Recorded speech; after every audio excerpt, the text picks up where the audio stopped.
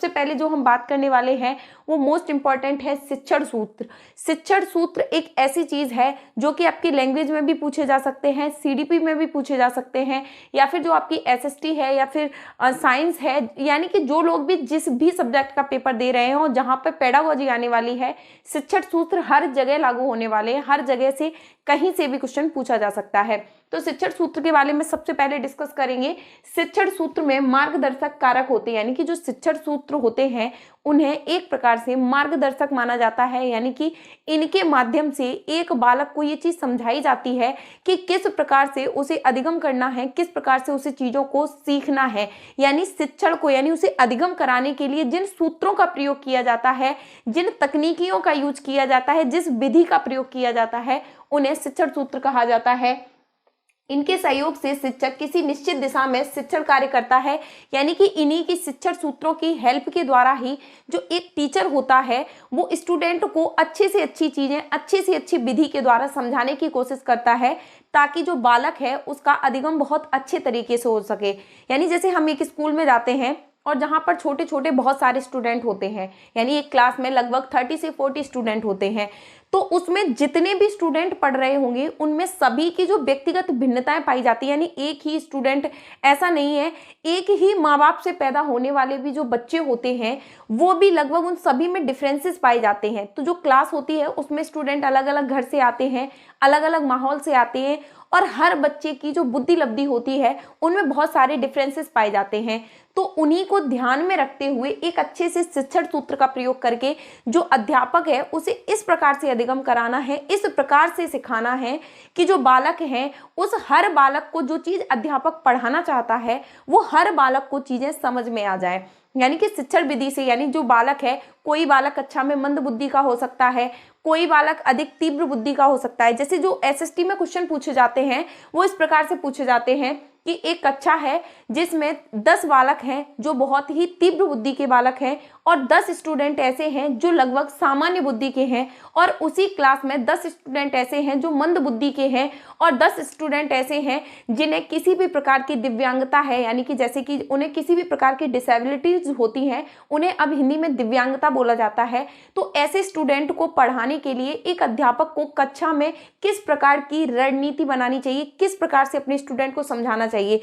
तो जो अध्यापक होता है उसे अच्छी सी शिक्षण विधि यानी टीचिंग मेथड जो होते हैं अच्छी तरीके से यूज करने हैं। उसे इस चीज का पता होना चाहिए कि हर बालक में किस किस प्रकार के डिफरेंसेस हैं, और उन्हीं डिफरेंसेस को ध्यान में रखते हुए उसे कक्षा में इस प्रकार से अधिगम कराना है कि हर बालक की समझ में आ जाए। यानी कि उसे एक प्रकार से मॉडरेट लेवल पर पढ़ाना है, यानी हर बालक को जो मॉडरेट लेवल होता है उस लेवल पे पढ़ाना है, जिसमें जो सामान्य बालक हैं, यानी कि जो सामान्य बालक हैं वो भी बहुत अच्छे से सीख पाए, जो बालक तीव्र बुद्धि के हैं वो भी अच्छे से सीख पाए, और जो मंद बुद्धि के बालक हैं इन सभी की व्यक्तिगत भिन्नताओं को ध्यान में रखना है। यानी कि जो ये सारे बालक हैं इनकी व्यक्तिगत जो भिन्नता है, क्योंकि हर बालक एक दूसरे बालक से एक प्रकार से अलग पाया जाता है, अलग टाइप की उसकी सोचने की, समझने की, सीखने की जो क्षमता होती है हर बालक में अलग होती है। तो शिक्षण सूत्र वो चीज होती है जिनके माध्यम का, यानी जिनका सहारा लेकर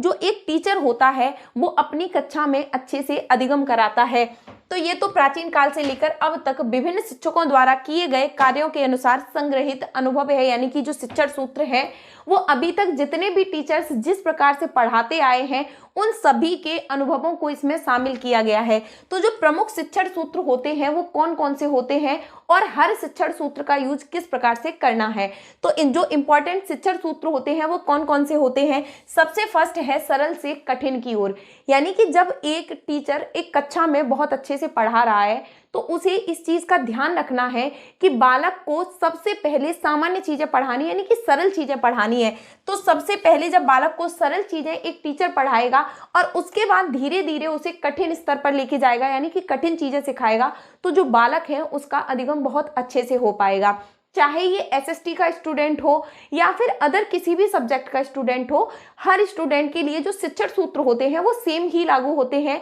चाहे छोटी क्लास का बच्चा हो, चाहे 6 to 8 का बच्चा हो या थोड़ी बड़ी क्लास का बच्चा हो, तो हर बच्चे के लिए सबसे पहले उसे वो चीजें सिखाई जानी चाहिए जो सरल हो। यानी कि जैसे जब ऑप्शन में आ जाता है कि जो एक अध्यापक है उसे किस प्रकार के शिक्षण सूत्रों का यूज करना है, तो सबसे पहले जैसे ये दिखा दिया गया कि कठिन से सरल की ओर यूज करना है या सरल से कठिन की ओर यूज करना है,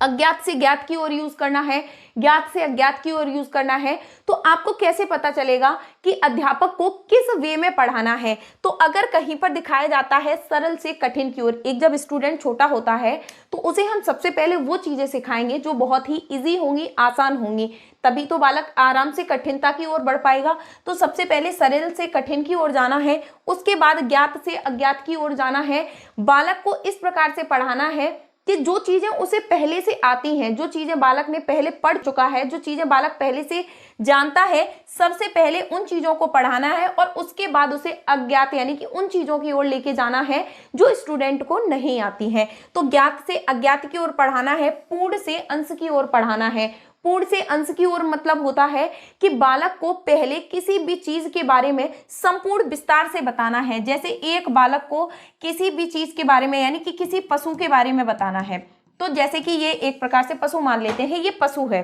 तो उसके बारे में सबसे पहले बालक को जैसे गाय के बारे में पढ़ाना है, जैसे ये पशु एक गाय है, गाय के बारे में पढ़ाना है, तो उसे संपूर्ण चीज के बारे में पहले बताना है कि ये एक गाय है। तो जो बालक है उसको बहुत अच्छे से समझ में आ जाएगी, इसके 4 पैर हैं, इसके एक पूंछ है, इसकी 2 आंखें हैं, इसका एक मुंह है, हरा चारा खाती है, यानी ऐसी चीजें जो बालक बहुत आसानी से समझ पाए वो चीजें पहले उसे बता देनी है। उसके बाद बालक को डिवाइड करके चीजों को पढ़ाना है, यानी कि उसको डिवाइड करके किस प्रकार से पढ़ाना है कि उसके पार्ट्स के बारे में बताना है कि गाय है, इसकी 2 आंखें होती हैं, इसके 2 सींग होते हैं, गाय हरा चारा खाती है, गाय हमें दूध देती है, यानी कि जो भी चीजें सिखानी है सबसे पहले उसे संपूर्ण चीज के बारे में बताना है। सबसे पहले जो चीज बतानी है संपूर्ण चीज पहले बतानी है और उसके बाद उसे उसके पार्ट्स के बारे में बताना है। तो पूर्ण से अंश की ओर यानी कि पहले संपूर्ण चीज के बारे में बताना है और उसके बाद उसके अंश यानी कि छोटे छोटे पार्ट्स के बारे में बताना है। विशिष्ट से सामान्य की ओर पहले बालक को कुछ स्पेशल चीजों के बारे में यानी स्पष्टता से बताना है और उसके बाद उसे सामान्य क्रिया की ओर लेके जाना है। समीप से दूर की ओर बालक को कोई भी चीज जब हम समझा रहे हैं तो सबसे पहले उसे वो चीज बतानी है जो उसके पास में है, जो समीप में है, यानी कि उसे पहले पास की चीजों के बारे में बताना है और उसके बाद दूर यानी कि वो चीजें जो बालक बहुत आसानी से समझ सकता है। पास रखी हुई चीजों के बारे में पहले उसे समझा दो, फिर उसे बालक एक प्रकार से कल्पना करके जो चीजें सीखते हैं उन चीजों के बारे में बताना है। जो चीजें उसके सामने प्रत्यक्ष रूप में है यानी एक प्रकार से जो चीजें प्रत्यक्ष यानी उसके सामने रखी हुई चीजें हैं उनके बारे में पहले बताना है। उसके बाद उसे अप्रत्यक्ष चीजों की यानी जो चीजें उसके सामने नहीं है उसे कल्पना करके बताना है। उसे इस चीज की इमेजिनेशन में बताना है कि इस चीज को तुम सोचो कि जैसे कहीं पे बहुत दूर मतलब पहले उसे जल के बारे में बता दिया, फिर बता दिया एक गड्ढा होता है जिसमें पानी होता है तो उसे तालाब के बारे में बता दिया, उसके बाद उसे नदियों के बारे में बता दिया, उसके बाद उसे समुद्र के बारे में बताया, उसके बाद महासागर के बारे में बताया। तो इस प्रकार से बालक को समझाना है कि बहुत छोटी सी चीज है जिसे बालक बहुत अच्छे से देख सकता है, समझ सकता है और उसके बाद उसे उन ब्रॉड चीजों की ओर लेके जाना है जो बालक के सामने नहीं है, उन्हें एक प्रकार से इमेजिनेशन करके कल्पना करके बालक सीख पाए। उदाहरण से नियम की ओर बालक को किसी भी चीज का उदाहरण पहले देना है और उसके बाद उसे नियम की ओर लेके जाना है। मनोवैज्ञानिकता से तर्क की ओर यानी कि बालक को सबसे पहले मनोवैज्ञानिक चीजों के बारे में बताना है और उसके बाद में बालक को बताना है कि किसी चीज के बारे में किस प्रकार से तर्क वितर्क करके जो उसके माइंड में थॉट आते हैं, जो उसके माइंड में क्वेश्चंस आते हैं, उन सभी चीजों के बारे में बताना है। विश्लेषण से संश्लेषण की ओर यानी कि बालक को किसी भी चीज के खंड खंड करके यानी कि छोटे छोटे पार्ट्स में डिवाइड करके चीजों को बताना है। विश्लेषण का मतलब क्या होता है? विश्लेषण का मतलब होता है किसी भी चीज का खंड करके बताना यानी कि बहुत छोटे छोटे पार्ट्स में डिवाइड करके चीजों को बताना। तो ये चीज किस में आएगी? विश्लेषण में। संश्लेषण का मतलब होता है किसी भी चीज को जोड़कर बताना यानी कि जो चीजें अलग अलग डिवाइड हुई चीजों को एक प्रकार से जोड़ देना किस में आता है? संश्लेषण में आता है।